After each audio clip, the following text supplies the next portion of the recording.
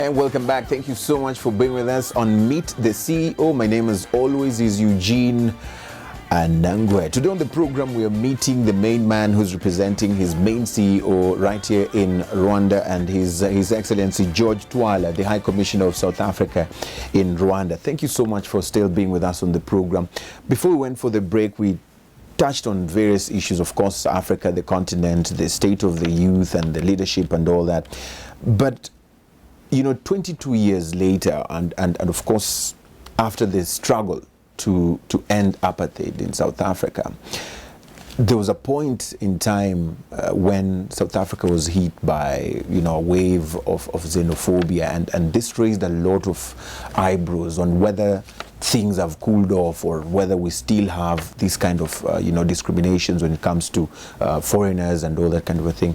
But it's important to hear it from the horse's mouth, the person who has been there, who understands the situation, the environment as it is. What was running through your mind when these incidents were taking place? And could you even maybe share with us on the real issues during that particular time that was affecting the nation? Look, I will take my cue from my president when after the whole problem of xenophobia occurred in the country. He did a shuttle that went to the various countries in the region and also addressed the AU on the matter. The critical point that occurs is that, one, a whole range of people start running from their countries to other countries. What's the cause of that? It is because there's a perception that on the other side the grass is much more greener. It's an indictment on ourselves, in our various countries, to say we are not getting the issues right in terms of the matters I've pointed about, correct strategy, commitment of the leadership, the issues of resources of the country. Well, some of the people flee from their country not because their countries are poor. Right. I mean, look at the Congo. Yeah. Congo is the richest country in the continent. It's got rain 6 months, this part of the what's name of the country, 6 months on the other country. Is there any serious agricultural activities happening? Is there any, do we have institutions of governance strongly in the country? They are still very, very weak. And yet you've got Congolese fleeing the Congo and going to South Africa. So that was the analysis that was to say, can we ensure that we govern properly in our country? Now, when these people fled and entered into South Africa has got also its own myriad problems. We still are in the post-reconstruction phase. We still have got to get issues correct. There are still massive challenges of South Africans themselves. Right. Whilst trying to deal with those issues, you got to bring in and look after those that are coming in. They're coming in, right. Because you cannot distinguish between them. Clearly. And you see, apartheid, one of the cornerstones of apartheid was to deny us skills. If you go into the country, you turn a corner, your watch is not working. Who do you find? A Malawian who's fixing watches. Yes. I don't have that skill. You turn the corner, your cell phone has got a cracked screen. Very few South Africans do that. The majority of people who do that are foreigners. Then clearly jealousy comes up at certain stages where people say, no, but these guys are taking our jobs. Our jobs, right. But he's not taking any job. This guy's got skill. Which is complementing what you don't have. Which is complementing what we don't have. And therefore, a wrong matter arises. Could well be jealousy. It could well be frustration that says, I'm not getting this, but this guy is getting it. And therefore, people tend to fight over a small slice of bread. They're fighting for crumbs. And then you have, I think that's how you can actually look at xenophobia. It's a regrettable thing. It's not something that is unique to South Africa. It's happening throughout. Right. It happens in this country, at given instances. But maybe it saddens us more as South Africans because we attained our freedom supported by these very same people. Yet they are saying, today, yes, we do not want to see them. We say we do not want to see. And it's not really true to actually say South African people don't. There is a small lunatic fringe that is involved in those types of activities. It's not the entire country. It's not the whole entire the whole country. basket. And right. I'm saying it's not the entire country precisely because, just recently, there was a massive demonstrations that took place in South Africa against xenophobia. Religious leaders came up, musicians, cultural workers came out. Everybody else came out, and everybody is saying, not in our name. So all of us are in agreement. We understand what the problem is. And all we've got to do is to say, even maybe for some of the Somali traders, who are very good in skills, the guy walks in, starts a small puzzle shop in the corner there, informal shop, that's puzzle shop. He sells mini-meal, etc. And before you know, when this guy is thriving, he's got the skills on how to run a business, something that we don't have. So what we are saying is, let's share these skills so that it does not become your own domain. Right, so you pull on this side and the other one can pull on the other end, and in the end we are all helping each other. All of us can. So we've learned lessons. What you're saying is the lessons have been learned from this incident, and we would want to see the same. And we'll continue fighting them. Right. Let me take you back to a statement you made when it came to the continent and your wish and your dream and what you would love to see when it comes to borders and all that. But let's now be specific with Rwanda and South Africa. There's been a lot of complaints by some Rwandans who want to travel to South Africa, who've said they go through a lot of tedious processes to be able to get, access to South Africa. Yet they feel that for South Africans traveling to Rwanda, it's so easy. What are we going to do to sort this out, maybe in the next few days or few months? What can you tell us? Or whether this is even true, it could not be true. I don't know what you think about it. I wish I could say it's not true, but it is true. I'll sum it up.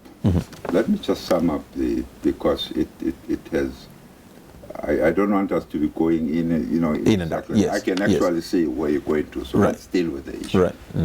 The current impasse between South Africa and Rwanda. We had an incident in South Africa that took place of a death of one Rwandan refugee.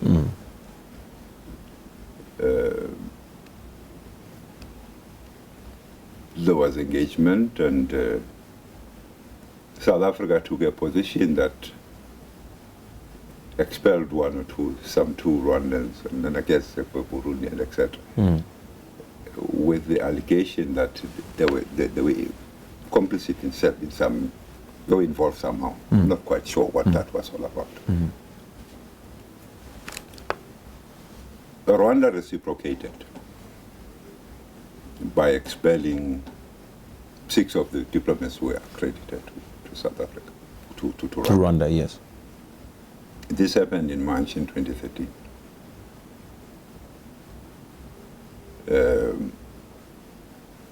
Created a whole range of issues. Well, frankly speaking, the point at issue here was that there had been Rwandans who were serving in the South Africa in their mission in South Africa, who at the end of their careers or of their terms of tenure, contract, yes, were not replaced. So I think 2 or 3 officials had remained accredited. 2 of those were expelled. Then Rwanda reciprocated by expelling everybody else. So my counterpart, Ambassador Karega, remained alone, and I remained alone. A lot of discussions took place between the 2 of us to make things wade through this unpleasant scenario that had happened, which finally led in June of last year, where both foreign ministers met on the sidelines of the AU, sat down and had a discussion, and political problems were resolved. Actually, there never was a political problem, but whatever political misunderstanding that was there was now sorted out. And the matter then remained to say, it's security people who must sit down and resolve some of the other intricacies, whatever the intricacies are. And I'm going to put it this way. You see, I'm a political animal now. Not quite sure what the security chaps, colleagues are talking about. But whatever it is, they've got to resolve it. Ambassador Karega doesn't feature, I don't feature in those issues. So there are ongoing discussions that are taking place there. And therefore, to get back to the issue you're asking about travel, is that in the course of expelling the other officials who were with me, one of them was a consular attaché, which then created a problem of issuance of visas, a situation that obtains regrettably to this day. But I am sure that whatever discussions may be taking place or may not be taking place, they would be resolved. It's not an insurmountable problem. It's something that I think it's got its own delicacies. I can also point out that Rwanda had all along allowed South Africans to walk in without visas. Walk in. Since last year, if I'm not mistaken, about October, November, South Africans also now have to pay for visa fees. But without detracting much on this current impasse, which I think will be resolved soon. You know, we are all waiting on the political side to say, let these guys sort out their issue, and then we can return to normalcy. But despite that fact, despite the current impasse, there is still progress and discussions going on in other areas. South African businesses still operate in Rwanda. They still come in. Business people are talking. It's a difficulty to travel for Rwandan citizens. But this has not necessarily stopped normal operations and activities. Yeah, and I think it becomes critical that business people need to understand, because all of us on the political side are dependent on what the business people do. They are the people who ought to put their foot down and tell all of us, both politicians, securities, etc., to act up, to get their act together. This is a charge more that lies on the inactivity on the part of the business people, because they are also sitting there and smiling, oh no, things are not happening, okay. Yeah, but they're not doing anything about it. They're not doing anything about it. Awesome. Your Excellency, I think due to time limiting factors, we have to come to an end, but I'd give you an opportunity to talk to the young people, not just young people, that we have maybe your peers also who can learn a thing or two from you. Just your quick parting shots, like your advice to young people or to people who are watching you. What are the key secrets to success that you have along your years in this world been able to pick and you're ready to advise people on? The first issue I would say, learn. Don't waste the opportunity being at school. Be curious in mind. Be a Democrat. Ensure that you take the positives from all those that you see. Have role models, not criminals. Role model is not the guy who's driving a 4x4. A role model is somebody who's got values, clean, ethical values. Right. Some of our leaders do have that. That's what you must look for. Awesome. Thank you. Thank you so much for your time. Pleasure. Quite interesting conversation. Asante sana. Asante. Right, just hold it there. But of course, thank you so much for watching and of course for being a part of the program. I'm hoping you've been inspired and of course you've learned a thing or two. Keep talking to us. Let us know the next CEOs you'd love to see on the program. We'd be happy to bring them right here. My name, as always, is Eugene Anangwe. Goodbye for now.